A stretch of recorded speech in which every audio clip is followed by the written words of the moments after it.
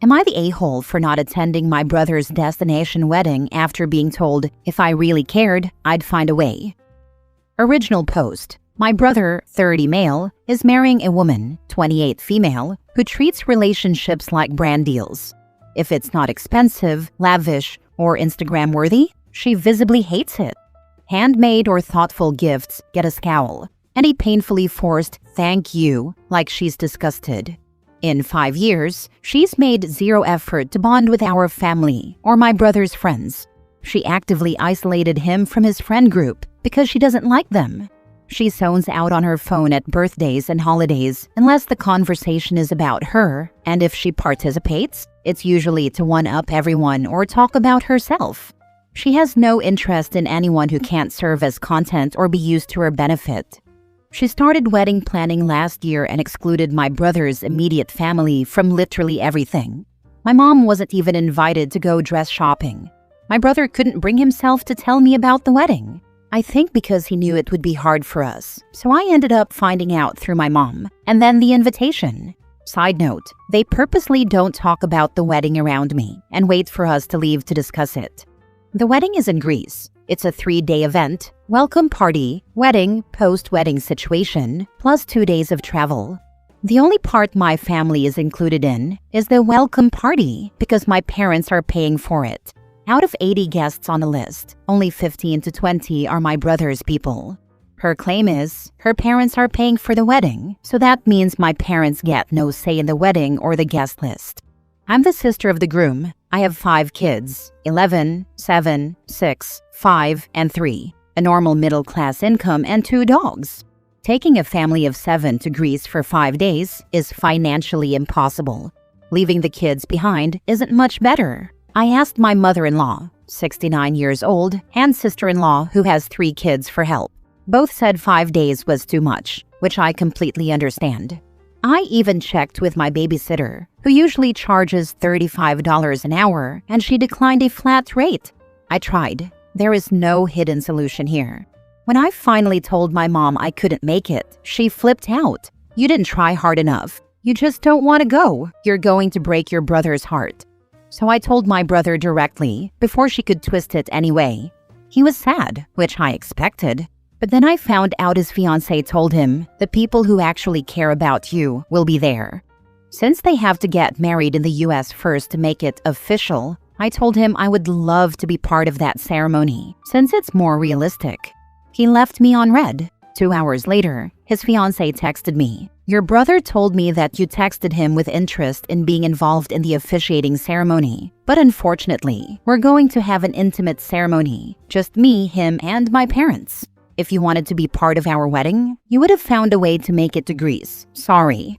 I'm disgusted with her response and feeling all kinds of emotions. Sad, guilty, and angry about the whole situation.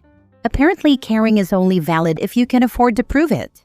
Am I the a-hole for not attending my only brother's destination wedding when I genuinely cannot afford to go? Now for the top comments before reading the update. I don't see this marriage lasting long, OP. There's a limit to milking deals post-marriage. No matter how awesome of an influencer she is, she'll find it hard to sustain in the long run, and that will put a huge strain on her marriage. Your brother will reach out to you in secret. Loneliness will kick in after the honeymoon period. If I'm not wrong, even their honeymoon will be about content creation rather than enjoying private moments. Your mother is lashing out at you because she can't lash out at her daughter-in-law. She's trying hard to ensure she gets access to future grandkids. It's sad that she doesn't want to knock some sense into her son, aka your brother. But nothing can be done if an adult has decided to jump into the cesspool. Surround yourself with your real family, your spouse, kids, dogs, mother-in-law, and sister-in-law. This too shall pass, not the a-hole. That's exactly what our mother is doing. She said multiple times that she doesn't want to start with him because it's going to push him farther away and she doesn't want to lose him. Do you feel like she's sacrificing you to keep him? As in, she doesn't care how much you're struggling as long as she has him close? I'd feel the same way. He's always been the golden child since we were little, LOL. I'm used to it and over it. Probably what's going on though. Siblings can tell siblings what others can't. Tell your brother to grow a freaking spine. Absolutely this. He's going to end up regretting marrying this woman. She's a terrible person. Don't feel guilty at all. And if your mom wants you there so badly, she can pay for you to go. Yikes. I hate to say this, but you might as well say goodbye to your brother. As long as he allows his fiancée to control everything, your family will continue to be cut out until it's like you don't exist. If you know anyone who might be able to talk some sense into him, have them try. But you are not the a-hole for not attending an insanely expensive destination wedding that you can't afford. Now for the update. After my brother's fiancée texted me saying, if you wanted to be part of our wedding, you would have found a way to come to Greece, I decided not to let that sit. I replied calmly and factually. I told her I did try to make it work, that childcare alone would cost thousands of dollars, and that being financially unable to attend a 5-day international wedding is not the same as not caring. Her response? Everyone has priorities. You just made yours clear. You had a year to save money, and clearly our wedding was not a priority for you. Side note, my husband was involved in a really bad car accident last year. He's needed surgeries and hundreds of doctor appointments, and he hasn't been able to work as much as usual in order to save for said wedding. So I sent my brother screenshots of the exchange. No commentary, just receipts. He called me last night. He admitted he didn't know she had sent the original message and said, yeah, that wasn't okay. He also told me that he never actually expected me to make Greece work. He knew from the beginning it was unrealistic for me with 5 kids and our finances. Then I mentioned being involved in the US legal ceremony. He told me it caused a huge fight between them. Her stance is that anyone who doesn't attend Greece shouldn't be involved at all, because allowing that would cheapen or take away from the experience of their actual wedding. I asked if that logic applied to our 94-year-old grandfather who physically can't travel. He didn't have an answer for that. He apologized to me for not stepping in sooner and admitted he feels like he's constantly trying to keep the peace between her and our family. He asked me to be patient because wedding planning has been extremely stressful for her. I told my brother I love him and support him, but I won't be guilted or punished for having kids, responsibilities, and financial limits. I also told him I won't be communicating with his fiancée anymore. Since then, she's unfollowed me, removed me from her Instagram wedding page, and has been telling people I'm unsupportive without mentioning the costs or her texts. I'm still not attending the Greece wedding, and honestly, I'm fine with that now. I've realized this was never about me not trying hard enough. It was about control, public image, and who gets to be considered worthy of inclusion. Next story, am I the a-hole for not apologizing to my son's girlfriend for kicking her out? This happened on Saturday, which was my birthday. Our son is a university student. His university is a 5-hour drive from us, so he drives here whenever he wants. He asked if he could bring his new girlfriend, same age, same university but different fields, to my birthday. He said he wanted to introduce her to us because things are getting serious. I told him absolutely. I asked him if she had any dietary restrictions so I could make sure to accommodate her. He said he actually wanted to talk to me about this. He said that while she has no allergies, she follows a strict diet for ethical reasons. I asked him to give me a few ideas for the main dish because I didn't want her to be hungry, so I added an extra dish solely for her. They showed up around 4. My daughter and her husband showed up too. My son's girlfriend was clearly not impressed by us. I think we are too noisy and chatty, LOL. I don't blame her. My daughter kept trying to engage her and connect with her, but she was clearly not interested. She was on her phone the whole time. When I invited everyone to come to the table for dinner, she took a look at the food in disgust and went back to the living room. My son went after her, and I joined too. It turned out she was disgusted that I used the same oven that I cooked meat in. I mean, we only have one oven. My son apologized and told her he could order food if she wanted, but she said she was too grossed out to eat. After dinner, while we were eating cake, my daughter decided to spill the beans. She is pregnant. My husband and I cried. We were happy. My husband asked if they knew if it was a boy or a girl. My son-in-law said not yet, but they would find out soon. My son's girlfriend decided to say that we are backwards because in this day and age, we cared about the gender. My husband was trying to explain that he was just curious, but then my son's girlfriend got into a bigger argument with him and started calling him names. I told her to leave. She had no right to ruin my daughter's moment. My son got angry and told me to apologize to his girlfriend for insulting her views. I refused, so they both left. My son refuses to answer any of my texts. Was I an a-hole? I'm Gen X, not a boomer. So don't okay boomer me LOL. Who doesn't ask boy or girl as a future grandparent? As grandparents, my dream, we just want healthy grandchildren. Don't apologize. Boys can be stupid with their first relationship. You were welcoming, and you accommodated her dietary restrictions. You did your best. My husband didn't mean anything. He was genuinely curious. The baby will be loved either way. Don't worry. She sounds like a lot. He will get tired soon. Hope he's using a condom. Rubber is probably against her ethical beliefs. Don't worry. Rubber is totally vegan. Next story. Am I the a-hole for understanding and not freezing out my dad for leaving our mom over a dead bedroom? This is a weird post to make because, honestly, it's weird to know such details about my parents. But such is life, so here goes. I'm 27 male, and my parents have recently announced they're in divorce proceedings. I was a surprise, so they are still pretty young, both in their late 40s. I have a younger sister who is 24, recently married and freaking out. Apparently, my dad is leaving my mom because for the last 3 years they basically never had sex. She had no interest, and I guess it went from once every couple of months to, in the last year, her straight up telling him she's just not interested in sex anymore. He asked for an open marriage, and she took that as a sign he would cheat and filed for divorce. It sucks, but I get it from both sides. I'm not really trying to get in the middle of it, to be honest. I've always gotten along fine with both of them, but my dad and I have always been super close, just way more in common, and he was the more involved parent growing up. So while it sucks they're splitting up, I just want to continue to have a separate relationship with both of them. My sister has taken a different approach and hates my dad right now.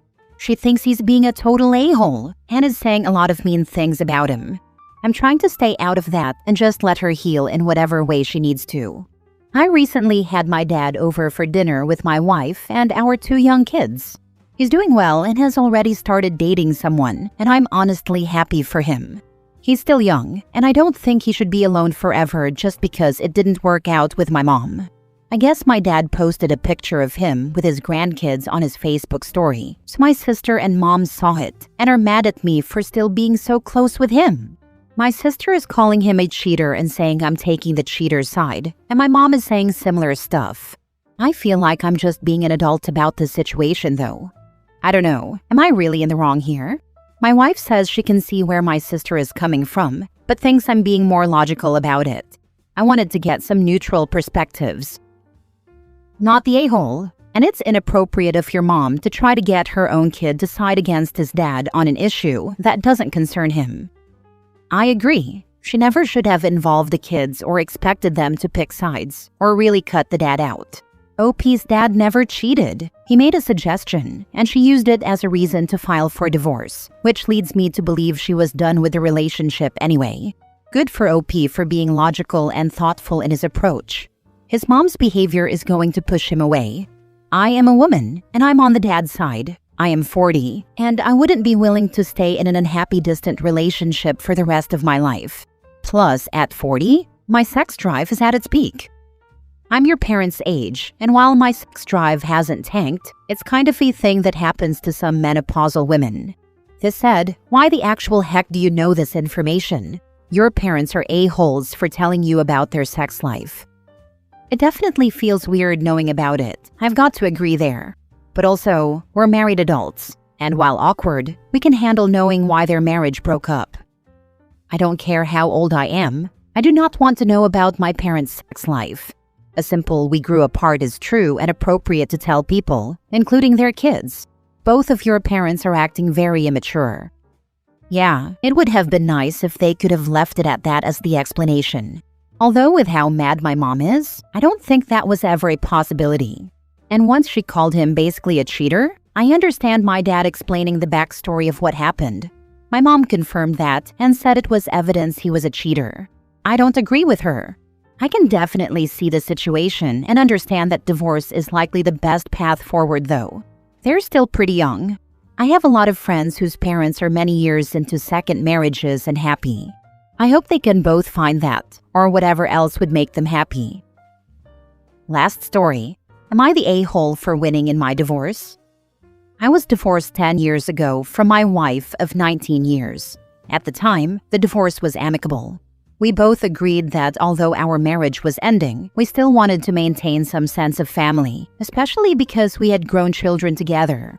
For years after the divorce, we actually did many things together.